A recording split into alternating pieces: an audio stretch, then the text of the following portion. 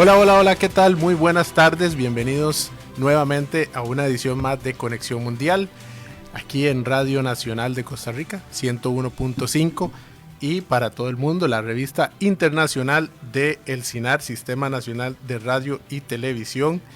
Un gusto, un placer estar con ustedes nuevamente y que nos acompañen hoy nuevamente con la compañía de Felipe, que me va a estar ayudando a tratar los temas que hemos elegido para el día de hoy. Buenas tardes, Felipe, ¿qué tal? Buenas tardes, Luis, muchísimas gracias por la invitación. Hoy de reemplazo un poco de nuestra compañera Elki, que bueno, está enferma, esperemos le deseamos una pronta recuperación. Y sí, hoy vamos a hablar un poco de todo. Tenemos México en la mesa, tenemos los avances de Rusia contra Ucrania. Ya muchos días ya. Sí. Vamos a ver si podemos lograr la conexión con un internacionalista de la Casa de Conexión Mundial, que es Matis Vai, que está en Ucrania, Hungría.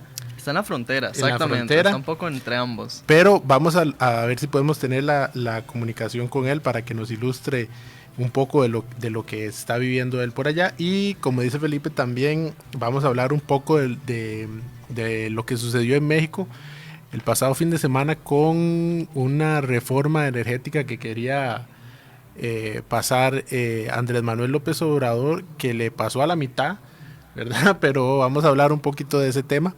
Y como siempre en el mundo, pues pasan bastantes cosas cada día y nosotros tratamos de resumirlas en lo que podemos en esta hora que nos corresponde de Conexión Mundial. Me gustaría mencionar la situación que está viviendo Boris Johnson en Gran Bretaña por lo de las fiestas, lo que llamaron el Partygate, ¿verdad? Porque el Parlamento británico aprobó investigar al primer ministro por las fiestas realizadas en su oficina, en Downing Street, en el número 10 que le llaman ellos. Las fiestas que se realizaron en los momentos más duros de la pandemia, con las limitantes de reunión, pues bueno, ahí se hicieron no una, al parecer se habla de 14, ¿verdad? 14 fiestas que se realizaron.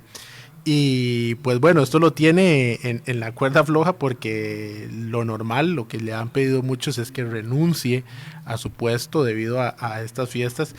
Él el martes anterior se disculpó, lanzó una disculpa donde dice que él no sabía que iba para una fiesta, que él pensó que era una reunión de trabajo y cuando llegó se encontró una fiesta de cumpleaños en su honor, ¿verdad? Pero dice que no sabía que era una fiesta, pero también al mismo momento se investigan de otras 14 reuniones que se dieron en los momentos en que se decía a los habitantes no pueden reunirse, no pueden salir, diferentes medidas que ya todos conocemos porque la mayoría de países pasamos por eso.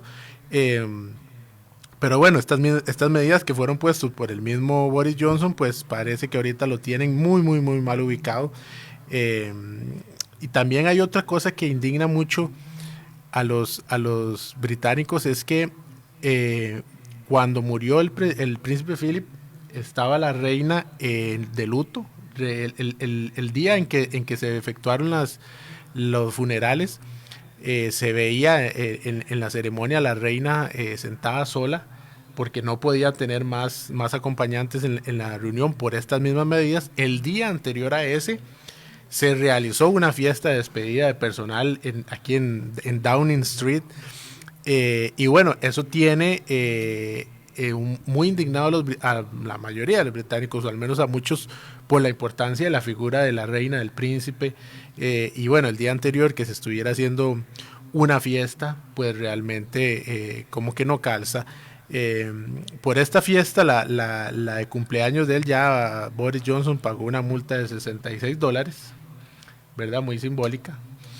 Pero bueno, el asunto es que ahora van a haber más investigaciones y pues lo que están pidiendo mucho, sobre todo sus opositores, es la renuncia del primer ministro.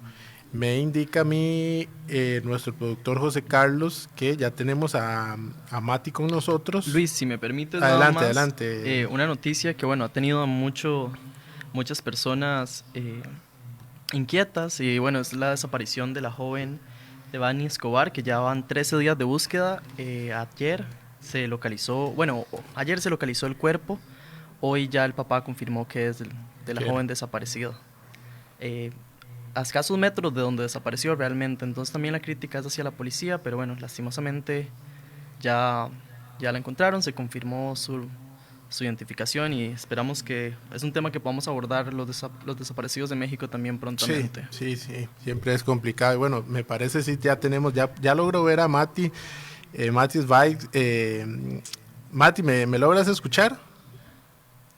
Sí, buenas noches y para mí buenos días para ustedes.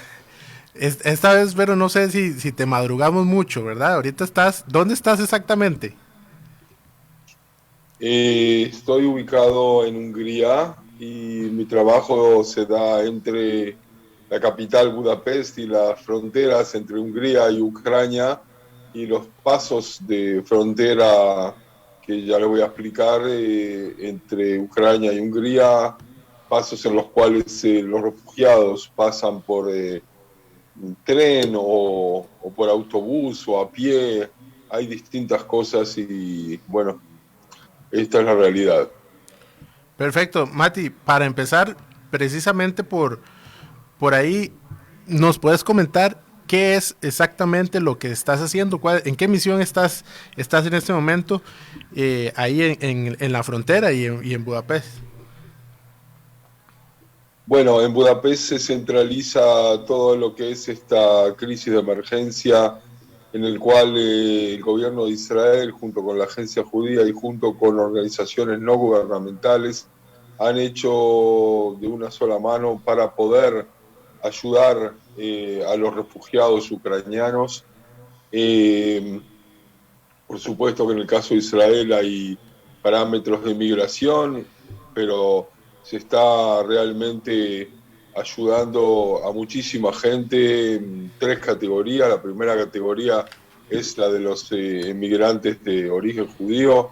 La segunda categoría es los inmigrantes que son parientes o amigos de esos inmigrantes judíos o de gente que digamos que esté en Israel y que los haya invitado, que los cuales también se les puede permitir llegar a Israel con una documentación especial, como si fueran refugiados, pero por tiempo bastante indeterminado.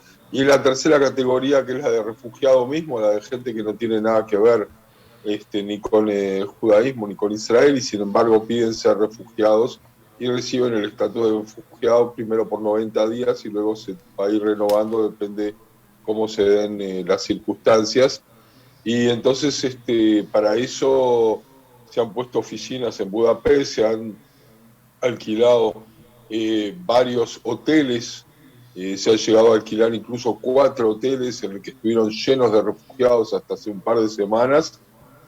Ahora el movimiento es menor, o sea, la ola de refugiados ha disminuido, pero se siguen entrando docenas y hasta cientos de casos por semana, y los estamos ayudando a cada uno a que puedan relajarse, a que puedan tener un lugar donde tranquilizarse, a tener comidas, a tener ayuda médica, ayuda incluso psicológica o ayuda incluso hasta sus animales, en el caso que hayan traído animales, y así de a poco tranquilizarse, pasar un proceso, digamos, de migración, en el cual tenemos un cónsul aquí también en la capital húngara que está todo el tiempo revisando los papeles y preparando a la gente para su emigración a Israel.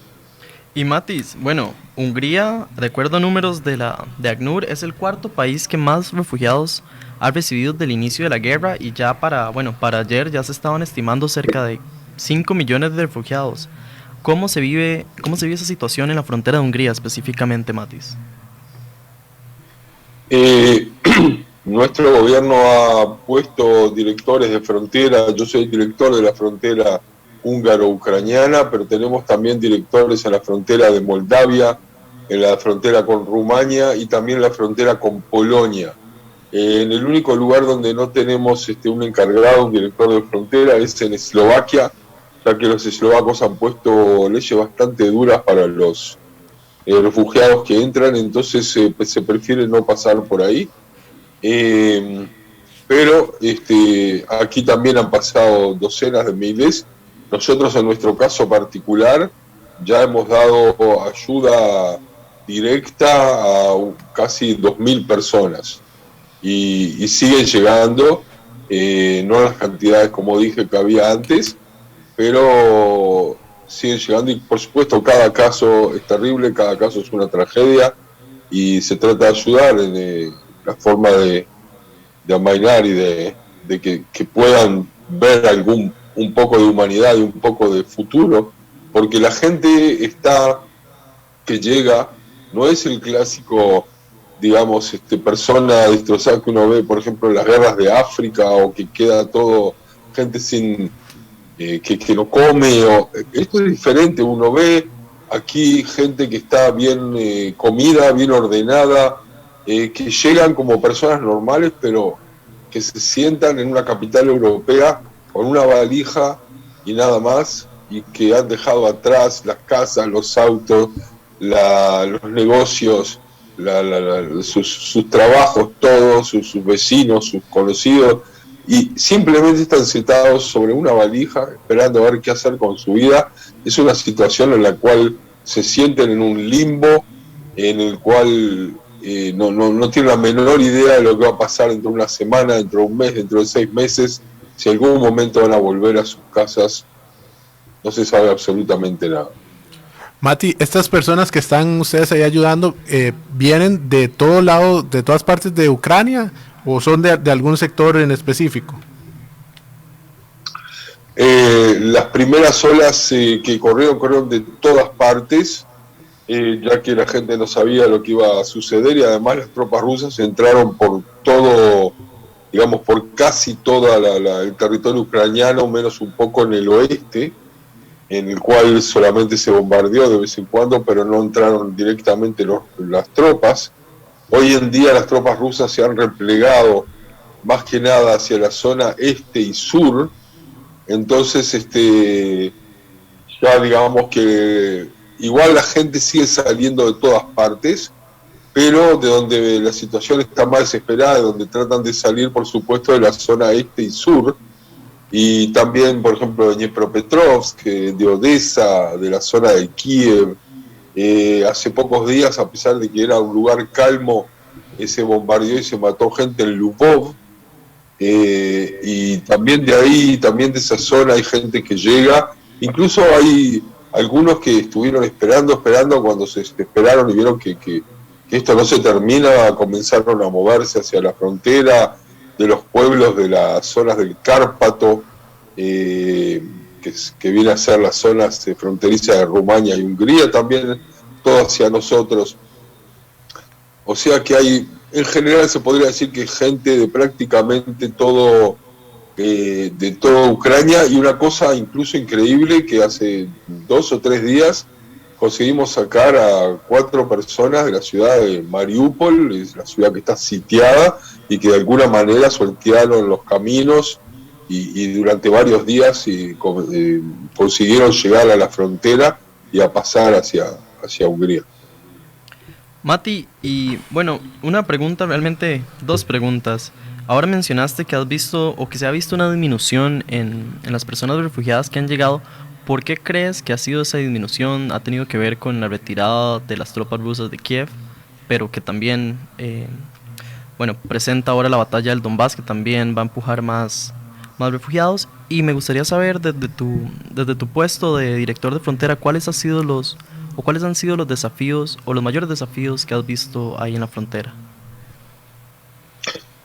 Bueno, desde el punto de vista de la disminución, es una mezcla de un poco de todo. Luego de muchos días de luchar contra las tropas invasoras, así como lo ve la población ucraniana, hay una especie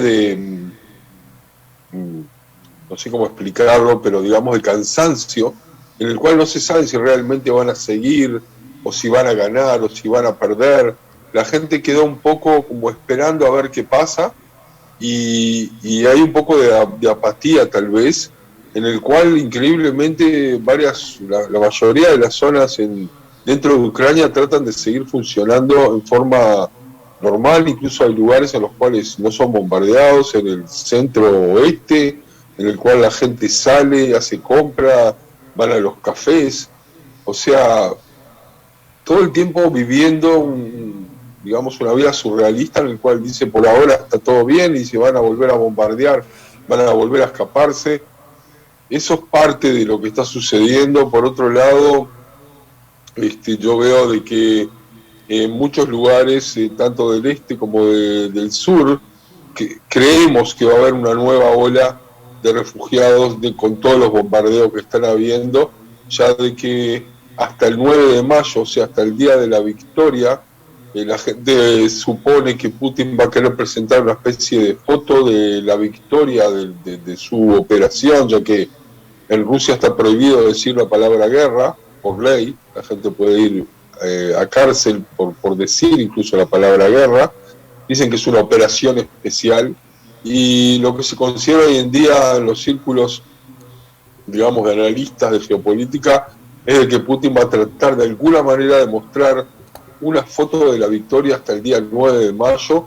Incluso tenemos evidencias de que en la zona de Moscú, con mucho dinero, incluso con millones de dólares, se están construyendo una especie de ciudad de tipo Hollywood, en la cual se va a ver todo un desfile de la victoria, con ciudades construidas como si fueran copiando ciudades ucranianas, y con Putin pasando con las tropas victoriosas. Mati, ¿has podido hablar con algunas de estas personas refugiadas? ¿Te comentan algo o hablan algo entre ellos de lo que están viviendo allá internamente en Ucrania? Bueno, primero que nada, todo el tiempo nosotros vivimos emociones diarias con casos que suceden. Por ejemplo, a muchos, los hombres no pueden salir desde que tienen 18 años hasta los 60. Entonces hay muchísimos casos en los cuales consiguen salir solo las mujeres y los niños y los ancianos, ya que los hombres quedan. Pero tuvimos un caso, por ejemplo, de una familia que estuvo como 3 semanas en nuestros hoteles en Budapest, y no conseguían sacar al padre, a pesar de que tiene una niña lisiada. Y según la ley, un adulto que es padre y acompaña a una niña lisiada sí puede salir del país. Ayer hicimos una operación en la cual la familia volvió a entrar dentro de Ucrania, llegó hasta su padre con la niña lisiada, y salieron todos juntos, y los volví a pasar a buscar y a llevarlos para Budapest, y hoy en día toda la familia está junta y haciendo, digamos, todos sus papeles de inmigración, de camino a un futuro diferente. Hemos pasado gente también con niños que van a hacer tratamientos de cáncer a Israel. O sea, se los ayuda de toda manera. Hemos visto muchísima gente, menos, digamos, con heridas como uno ve, porque yo supongo que la gente con heridas duras están dentro del territorio y menos consiguen salir. La mayoría de las personas que salen no se los ve con heridas del cuerpo, pero sí lo vemos muchísimo con heridas del alma, o sea, con heridas psicológicas. La gente está muy triste, se ve a los niños tristes también, se nos muestran todo el tiempo videos de sus casas destrozadas, de sus casas con humo, de sus barrios que han sido destrozados por bombardeos. O sea, un trauma total para millones de personas, que incluso si la guerra se terminara en este momento, hoy mismo, dentro de 2 horas, ese trauma va a acompañar a millones y millones de personas por muchos años, y no solo en la reconstrucción física del país, sino en la reconstrucción psicológica de la gente, de todo lo que ha sucedido. Sí, correcto. Estamos hablando de generaciones. No solo años, son ya generaciones que van a ser que van a estar marcadas. Mati, quería consultarte, en la tarde salió una información sobre un esfuerzo del presidente turco de tratar de crear un diálogo entre Putin y Zelensky. Quería consultarte desde tu punto de vista, ¿crees que además, a pesar de los muchos diálogos que ya se han intentado y los que se llevaron a cabo en algunos momentos, que aún podemos tener fe en la parte diplomática para resolver este asunto? La parte diplomática, al final de cuentas, va a seguir, o sea, siguió desde un primer momento, sigue tras bambalinas y de alguna manera va a ser terminar también la guerra. La cuestión es que yo creo que todas las partes han sido sorprendidas. Putin ha sido totalmente sorprendido por la cantidad de oposición nacional y militar que ha tenido, en la cual la gente que planeó esta guerra le había dicho durante muchísimos años de que esto iba a ser un paseo en el cual iban a entrar y en 72 horas o en 4 días todo el mundo le iba a tirar flores y lo iba a recibir como un liberador, cuando la mayoría de la gente ya estaba profundamente dentro de un proceso de europeización y de consolidación nacionalista ucraniana, y creo que en eso se equivocaron totalmente, y en la parte de la oposición militar, en la cual incluso yo mismo decía de que iba a ser en un par de días, iba a caer, pero me refería al Donbass, y nadie se imaginaba en el mundo que la entrada masiva de tropas militares iba a ser por todo el país, con la intención de conquistar todo el país, y al ver lo que sucedió, se fue replegando, fue tal vez tratando de llegar a alguna,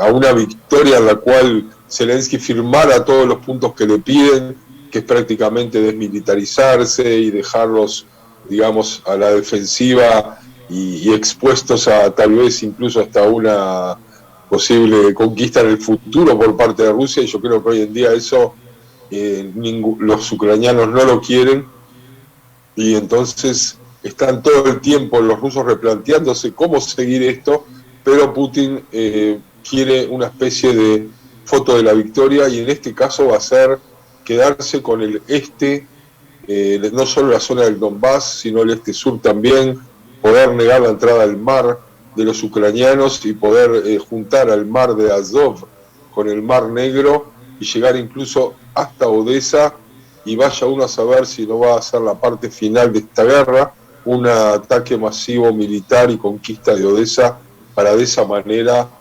firmar el final de la guerra, que va a ser realmente hecho por la fuerza y por los hechos militares, y no por un deseo diplomático de Putin de terminar con esto en este momento, porque ya entiende de que el Occidente en general y el mundo más que nada está realmente en contra de todo lo que está sucediendo. El 90% o más de los países en el mundo se opone totalmente a lo que ha hecho Rusia, y le va a ser muy difícil, lo que no sea por la fuerza, mantenerlo por la fuerza de la diplomacia. Mati, ahora que nos explicas este avance que podría estar tomando, quería consultarte, se ha estado hablando mucho de otra región, bueno, a inicios del conflicto, y tal vez también unos días antes, cuando ya Biden anunciaba que esto iba a suceder, pero aún no estaba pasando, que los ucranianos decían mucho que este iba a ser el inicio, tomar Ucrania, y que luego se iba a extender a otros sectores. Igual estuvo la amenaza contra aquellos países que quisieran ingresar a la OTAN. Se ha estado hablando un poco de la zona de Transnistria, una región que está en la frontera también, que algunos le llaman el país que no existe, que es parte de Moldavia, o al menos así se toma, donde al parecer también hay algunos separatistas y algunos prorrusos.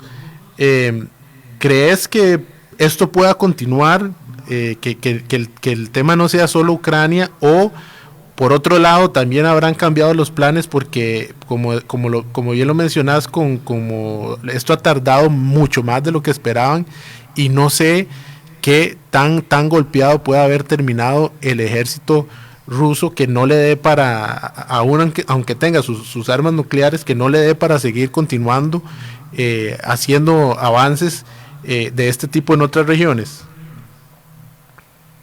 De eso se ha hablado desde un primer momento. ¿Cuáles son las zonas más débiles en las cuales el ejército ruso podría seguir conquistando lugares que no pertenecen a la OTAN y que quisieran que esté en su esfera? Hay que entender, toda la zona que está en Transnistria, que es digamos una franja pequeña alrededor del río, que está ahí cortando, digamos, la frontera entre Ucrania y Moldavia, es una zona que luego de que terminó la Guerra Fría y empezó a moverse todo nuevamente hacia países independientes fuera de la URSS, Rusia dejó ahí miles de soldados cuidando esa zona alrededor de ese río y teniéndolo como un enclave que hasta hoy en día está pronto para salir incluso a luchar contra Moldavia y a que si los rusos llegan hasta ahí geográficamente, pasando por toda Ucrania,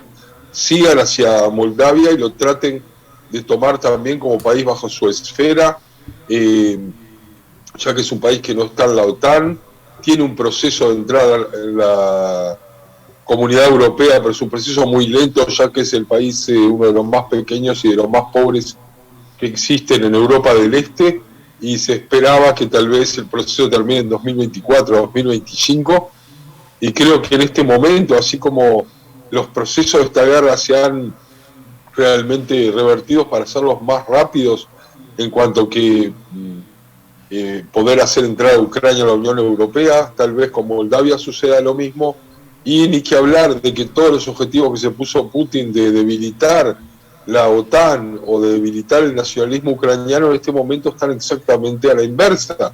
Hoy en día el nacionalismo ucraniano y su deseo de tener su país independiente es el más grande que tuvo tal vez en la historia. Países como Finlandia o Suecia están tratando de apurar su entrada en la OTAN cuando todo el tiempo trataron de mantenerse neutrales y vieron que esa neutralidad frente a la posición rusa no los va a ayudar en el futuro. Y lo mismo con todos los países de la OTAN que tenían una especie de juego doble en el cual existían, pero no realmente como una amenaza hacia Rusia. Están juntándose e invirtiendo, la mayoría de los países europeos en este momento, el doble del presupuesto que tenían desde antes de la guerra para los próximos presupuestos del 22 y 23 y 24, para que sus fronteras frente a Rusia estén más militarizadas y más fuertes en el caso de una invasión rusa. Esa es la realidad de lo que está sucediendo, y lo que pueda suceder en el sur y hacia Transnistria y hacia Moldavia también es parte de toda esta estrategia. Bien, Mati, muchas gracias por estar con nosotros este ratito y ponernos en contexto y un panorama de lo que estás viviendo allá. Desde acá, pues los mejores deseos con el trabajo, el que estás haciendo, me imagino que es muy agotador, pero también debe ser gratificante. Entonces el saludo desde esta patria para todas esas personas y te agradezco que nos acompañes. Sí, perdón, no porque estoy un poco... perdón. Estoy con un poco de tos porque estos días han sido muy fríos, pero de cualquier manera, muchas gracias también a ustedes. Esta guerra ha ocasionado millones de tragedias humanas. Es muy triste lo que está pasando. Yo en el pasado trabajé durante años en Rusia, y Rusia ha cerrado prácticamente no solo sus fronteras a Occidente, sino que las ha cerrado también desde el punto de vista de la información. Tengo amigos dentro de Rusia y me doy cuenta de que no reciben ninguna información de lo que realmente está pasando. Hay cosas que están sucediendo en Rusia, como por ejemplo familias de la gente del barco hundido, el Moskva, en el Mar Negro, en la cual están pidiendo con una viva voz al presidente Putin que realmente declare lo que realmente pasó, ya que mucha gente ha muerto en ese barco y sin embargo los rusos lo presentan como que nadie murió y que evacuaron a todos. Es decir, la desinformación en Rusia está siendo total y la cortina de hierro ha caído nuevamente por ahora, por lo menos mientras siga el reinado del zar Putin. Esperemos que haya paz. Así es, así es. Muchas gracias, Mati. Nosotros vamos a hacer nuestra primer pausa comercial.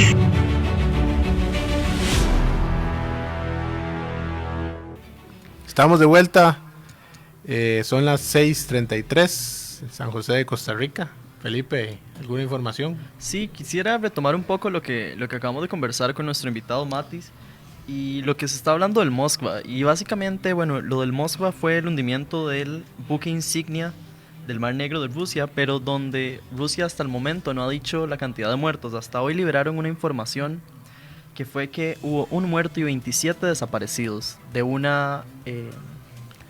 total de 510 personas, mientras que Ucrania, por el otro lado, dice que solo 58 sobrevivieron de esas 510. Claro. Esa cortina de hierro que cae. Lo que nos dice Mati es que efectivamente en algún momento la verdad sale al flote y esas familias rusas también se van a dar cuenta de que sus familiares no aparecen y es porque murieron.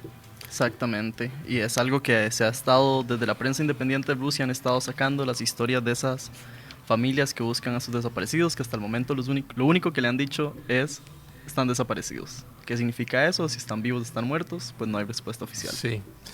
Bueno, una lástima estar viviendo esto y que esas familias tengan no te dan la certeza de lo que sucedió realmente. Bueno, vamos a continuar siempre con los temas. Ahora del lado de América, en México, estamos con Carlos Noricumbo, que es un internacionalista mexicano que ya nos ha acompañado anteriormente, y lo que queremos hablar con él es la reciente, bueno, no sé si del todo de llamarlo una derrota o una media parcial, porque tuvo un revés con una reforma energética, sin embargo consiguió una reforma minera, y eso es lo que vamos a querer conversar con Carlos Noricumbo. No sé si me escuchas ya, Carlos. Claro que sí, muchas gracias, aquí estamos, y sí, con mucho gusto. Perfecto, muchas gracias más bien estar con nosotros. Carlos, quería consultarte inicialmente para poner en contexto, ¿qué tan importante, porque algunos, sobre todo la oposición, dice que esto es un golpe muy duro, qué tan importante era esta reforma energética para el presidente Andrés Manuel López Obrador? Claro que sí, bueno, hay dos versiones, ¿no? Obviamente la versión oficial y la versión de la oposición.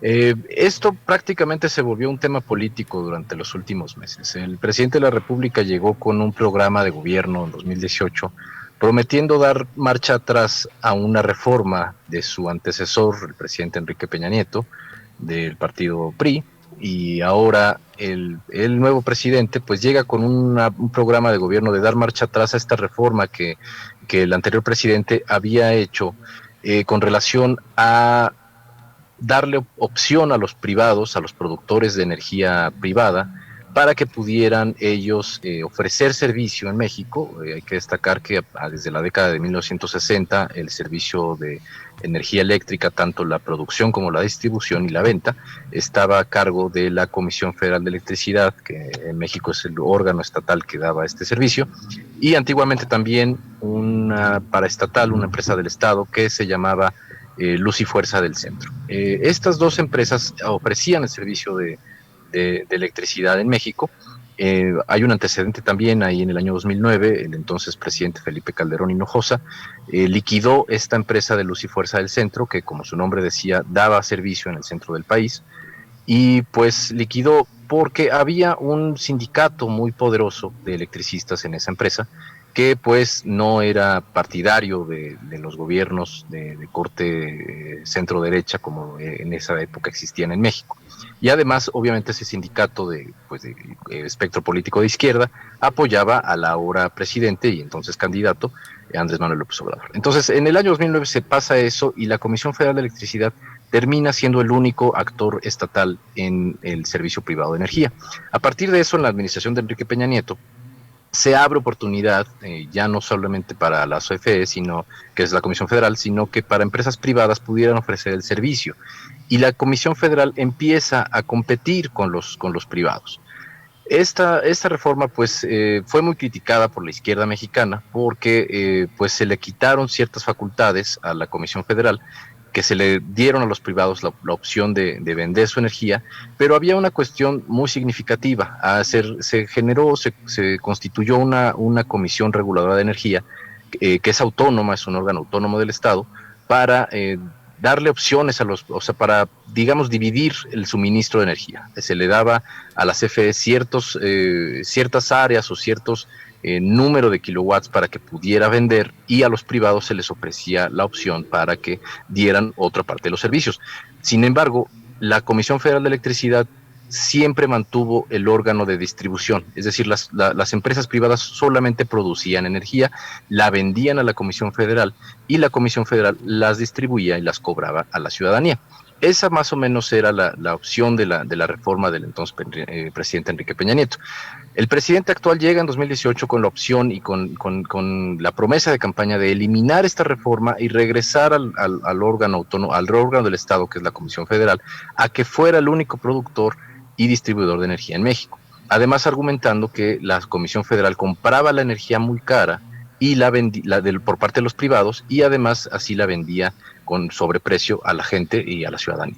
Entonces llega con esta promesa de campaña e introduce, después de varias reformas que se han introducido en los últimos años, porque pues no fue una prioridad en los primeros 3 años de gobierno, ahorita a la mitad de su sexenio, introduce esta reforma para tratar de regresar a la Comisión Federal como el órgano rector de la energía en México y eliminar también al órgano autónomo, que es el que daba las opciones a los privados. Entonces, esta reforma, pues prácticamente sí fue una promesa de campaña y tenía el presidente mucha opción política al inicio de su sexenio para haberla pasado. Sin embargo, a lo largo de estos años, pues fue perdiendo el apoyo de ciertos aliados políticos en el Congreso y en el Poder Legislativo Federal. Entonces, llega ya esta reforma introducida desde el año pasado. Sin embargo, es una reforma que una vez que ya la introduce con tantas opciones y ya con tantos años de gobierno, la mitad de su sexenio, pierde mucho apoyo político y por supuesto con el antecedente de la elección intermedia en 2021, en donde apenas pudo el partido oficialista alcanzar una mayoría simple en el Poder Legislativo, en la Cámara Baja, que aquí en México es la Cámara de Diputados. Entonces, con este antecedente, pues prácticamente introdujo él ya una reforma muerta políticamente. Entonces, ahí es un poco de claroscuros sobre si realmente es una pérdida para el presidente o fue algo políticamente calculado para que la oposición tuviera esta tan mediática acción de haber tirado la reforma del presidente, porque además hay que recordar que es una reforma constitucional. Por lo tanto, requiere la mayoría calificada del Congreso, 2/3 partes, cosa que no tenía el presidente y que evidentemente la oposición iba a tirar. No tiene una mayoría calificada ni en la Cámara Baja ni en la Cámara Alta, que es el Senado. Entonces, prácticamente es una reforma que viene muerta desde su origen. Entonces, lo que quería el presidente es que políticamente sus aliados también, digamos que mucha parte que el discurso oficialista a partir de que por qué se hizo esta reforma, es que el presidente lo que quería era que la oposición cayera en el juego de eliminar una reforma y que los partidarios del presidente, que actualmente el presidente anda calculándose un 65% de aprobación, evidentemente enojara más a los partidarios del presidente que en contra de la oposición, y se forjara este sentimiento antioposición por parte del gobierno oficialista y del partido oficialista. Entonces, realmente también hubo un cálculo político, que por supuesto también es una pérdida para el presidente y es un error que se haya metido esta reforma de esa manera, pero no se logra la mayoría calificada y termina siendo la oposición, pues todo este escándalo mediático que únicamente logra enojar a los partidarios del presidente y pues tiene un pequeño apoyo político por parte de la ciudadanía que no está a favor del presidente. Sin embargo, pues cabe destacar nuevamente que sí, el presidente tiene unos índices de aprobación muy altos. Entonces, eso para nada más dar contexto acerca de la parte política y la parte técnica de la reforma. Carlos, y bueno, ahora que mencionamos entonces un poco del contexto, quisiera preguntarte en esto también, bueno, de que veníamos hablando del referéndum, este tiempo que se da entre, realmente a tus ojos, a tu opinión, ¿es un golpe al presidente Andrés Manuel López Obrador o es solo táctica y puede levantarse de ello? Nuevamente vamos a definir golpe, porque el presidente tiene un índice de aprobación cercano al 70%. De la ciudadanía. Según los últimos, ni siquiera sondeos específicos, sino estas estadísticas que hacen de diferentes sondeos, en promedio, el promedio general de la aprobación del presidente es superior al 62%. Ronda entre el 62 y el 70% dependiendo de la casa encuestadora, pero el promedio está alrededor del 65%. Entonces, realmente el golpe político es muy limitado para la aprobación del presidente. Que eso se refleje en las urnas será distinto, pero ahorita precisamente esa parte de la reforma tuvo también un contexto en el cual este año, hace 2 semanas, se llevó a cabo lo que se llama aquí en México, de acuerdo con nuestras leyes, la revocación de mandato, que es un instrumento constitucional que también el presidente prometió y que se introdujo a la Constitución hace apenas algunos años, que si cierto número de ciudadanos lo solicitan, se puede generar a través del Instituto Nacional Electoral, que es el órgano autónomo electoral en México, un referéndum de revocación del presidente. En realidad aquí fue muy chistoso porque la oposición no lo activó los propios partidarios del presidente, pero se da en este contexto la reforma en donde tenía el presidente la obligación porque de acuerdo a la ley actualmente, el presidente y los actores políticos no pueden mencionar o no podían mencionar la revocación de mandato para hablar del tema. Entonces se genera, en el contexto de esta revocación, se genera momento político de la reforma para estar hablando del presidente y de la reforma del presidente. Entonces había un cálculo político ahí para que la gente siguiera hablando del presidente en un momento en donde no podían hablar del presidente porque la coyuntura era la revocación de mandato. Y el contexto político termina siendo que la revocación de mandato tuvo alrededor de 17 millones de votos, unos 16.7 o 16.8 de acuerdo a los conteos oficiales. 17 millones de mexicanos, de los cuales 15 millones votaron a favor del presidente de la República porque se mantuviera. Entonces, esto es muy superior al ejercicio que se llevó el año pasado de también una especie de consulta popular sobre si se quería o no juzgar a los actores políticos del pasado. Que también fue un tema muy, muy importante en la agenda política de México. Pero el ejercicio del año pasado tuvo apenas 8 millones. Entonces, en esta ocasión tuvo 16 millones, pese a que no se le dio difusión, pese a que ningún actor político podía hablar del tema, aprovecharon el contexto de la reforma energética para que la gente, los medios y la agenda política del país siguieran hablando del presidente. Y esto evidentemente se vio en las urnas al alcanzar una votación pues sin precedentes en un ejercicio totalmente novedoso para México, que fue esta consulta de revocación de mandato. Entonces se aprovecha el momento político más que nada, ¿no? Por eso menciono que en realidad política y legislativamente la reforma venía muerta. Sin embargo, sí hay un cálculo político para que se continúe en la agenda de medios hablando del presidente. Carlos, ahora que mencionas este cálculo, que podría ser un cálculo político, te agrego que también sonó muy fuerte, sí es parte o podría ser parte de este cálculo, las palabras que dice el presidente cuando le llama a los diputados traidores a la patria, porque es bastante fuerte, sucedió en la Cámara de Diputados y también en la conferencia. Podríamos meter en este paquete estas declaraciones también, que son bastante polémicas, y por ahí también pude ver en un noticiero mexicano que parece que dirigentes de Morena pretenden hacer como una campaña por algunos lugares de México, donde van a dar a conocer a los diputados que votaron en contra de esta ley.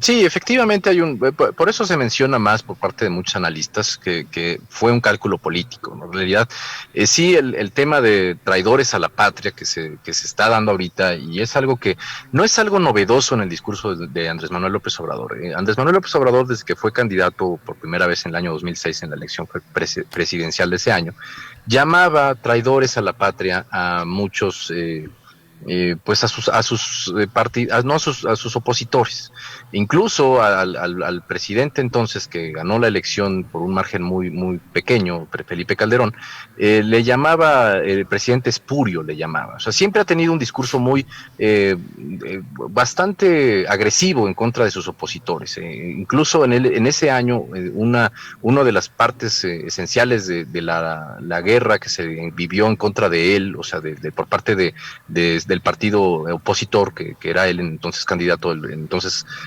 Felipe Calderón antes de 2006, en un discurso político, Andrés Manuel López Obrador mencionó que el que estaba entonces Vicente Fox presidente, le llamaba que era una chachalaca, que es un pajarito, un animal endémico de aquí de México, y que es un animalito que habla mucho. Entonces él le llamaba chachalaca. Y entonces el entonces partido que se encontraba en la coalición que se encontraba compitiendo contra él, aprovechó ese discurso para llamarlo agresivo y violento, y sacaban videos llamándole chachalaca a Vicente Fox, al entonces presidente, y se le acusaba de violento a Andrés Manuel López Obrador. Él siempre ha tenido ese discurso incendiario, le llamó traidores al propio Vicente Fox, le llamó traidor a la patria cuando él pierde las elecciones del año 2006, y acusa a Vicente Fox de haber manipulado la elección en favor del candidato del entonces partido oficial, el Partido Acción Nacional. Le llama traidor a la patria, traidor a la democracia, le llamaba. Posteriormente, en la administración de Enrique Peña Nieto, le llama también traidores a la patria a los diputados y diputadas y legisladores y legisladoras que aprobaron la reforma, entonces esta reforma energética que ahora no se pudo cambiar. Entonces, en realidad es un discurso que él ha mantenido siempre, ¿no? La oposición maneja que este discurso es nuevo porque siempre que él utiliza este tipo de adjetivos en contra de sus adversarios, les llama traidores a la patria o cualquier tipo de discurso incendiario, y la oposición aprovecha para llamarle violento y para decir que él es el que divide al país. Pero en realidad es un discurso que él ha mantenido a lo largo de sus años de carrera política. Entonces, es una parte de manejar el discurso tanto por parte del presidente como por parte de la oposición. Actualmente sí, después de esto, hay pues ya una campaña prácticamente del partido oficialista, el Movimiento de Regeneración Nacional Morena, por llamar a los legisladores traidores a la patria, y que supuestamente se habrían vendido a las empresas privadas para no pasar esta reforma, ¿no? Entonces, ese es el discurso, y por supuesto hay que recordar que el presidente, además de mantener este discurso incendiario, siempre ha sido parte de su agenda, ¿no? Recordemos que tiene la conferencia matutina aquí en México, que se realiza diariamente, y aprovecha para hacer este discurso. Sin embargo, también es una estrategia de comunicación por parte de él, ¿no? De mantener esto. Evidentemente, esta parte de que se va a hacer público el nombre de los legisladores, también es una estrategia de comunicación, debido a que pues en México prácticamente cualquier persona se puede meter a las páginas o a la Gaceta, lo que se llama aquí en México la Gaceta Parlamentaria, y ver quién votó a favor o quién votó en contra de cierta o no cierta reforma.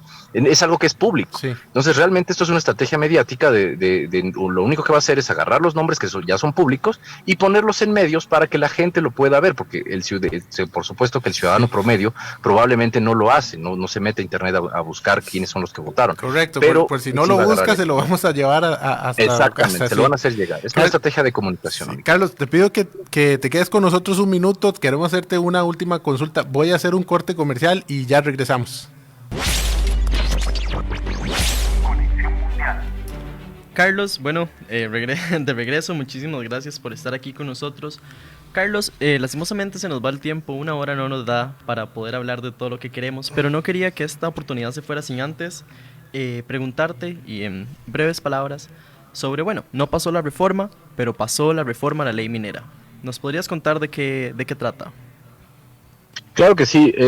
Bueno, la reforma eléctrica lo que buscaba era regresar la preponderancia de la Comisión Federal. Ahora no se puede, y se introduce una ley además que sí venía ya más pactada, además con algunos diputados y diputadas de la oposición, y bueno, de partidos aliados, por supuesto, que lo que hizo en breves palabras fue nacionalizar el litio, que es este mineral utilizado en las baterías de los automóviles y de algunas otras cosas, que le llaman el oro blanco, ¿no? El oro del futuro, el mineral del futuro, que será utilizado en automóviles eléctricos y muchas este tipo de nuevas tecnologías. Entonces, siguiendo la línea de muchos otros gobiernos, particularmente de izquierda, se realiza el cambio a nivel legal para que el litio sea únicamente explorado, distribuido y por supuesto se haga esta búsqueda en las regiones donde hay minerales de este mineral únicamente por el Estado. Actualmente la ley permitía lo que se llaman concesiones mineras, que se concesiona por parte del Estado, pese a la Constitución prevé que las tierras y aguas del país únicamente son del Estado y de la nación. Se realizaban concesiones a las empresas privadas, particularmente extranjeras en México, para explotar los minerales de estas diferentes regiones. Sin embargo, lo que se realiza a través de esta ley es que específicamente el litio únicamente podrá ser explotado por el Estado y por la nación. Entonces, eso es en grandes rasgos la reforma, que pues prácticamente ya está aprobada, incluso ya se publicó en el Diario Oficial de la Federación acá en México, y por lo tanto ya se está ya activa la reforma, ¿no? Eso pues es un logro, eso sí es un logro importante, porque en realidad hay una expectativa muy grande sobre los grandes yacimientos que hay, sobre todo en el norte del país, acerca de este mineral. Y pues obviamente con el discurso oficialista, como en otros países, de corte de izquierda, para que pues este mineral sea en beneficio de la nación, ¿no? Pero a grandes rasgos esta es la diferencia de esta ley, y pues es la ley que sí se aprueba, termina así siendo aprobada por el Poder Legislativo.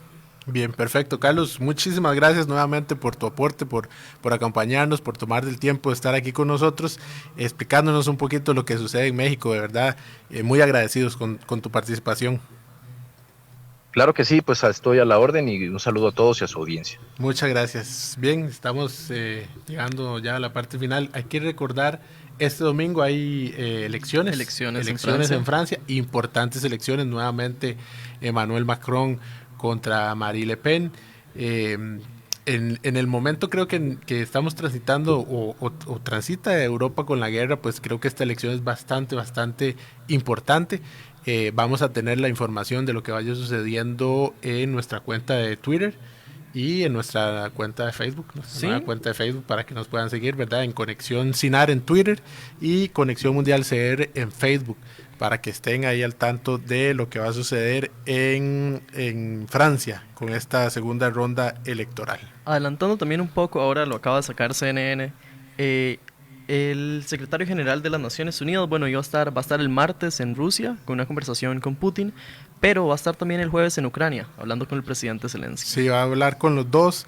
Esperemos que pueda llegar a un buen acuerdo, o que logre algo de los que ya otras conversaciones no han podido ser tan... no han salido mucho cosa positiva de esas conversaciones. Por eso la pregunta, ¿qué opinaba Mati sobre la parte diplomática? Pero ciertamente es la salida, tiene que estar ahí. Ojalá Antonio Guterres tenga suerte en estas reuniones que va a tener con Putin. Nosotros nos estamos despidiendo, son las 6:59. Los vamos a dejar en compañía del noticiero, nuestro noticiero 13 Costa Rica Noticias. Muchas gracias a Marquito en cabina y Felipe por acompañarme hoy. Nuevamente, siempre un placer, muchísimas gracias, y síganos todos los días en nuestro Twitter y todos los viernes en Radio Nacional.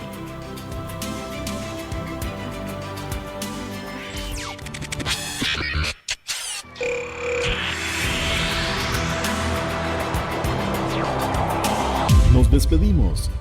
Somos Conexión Mundial.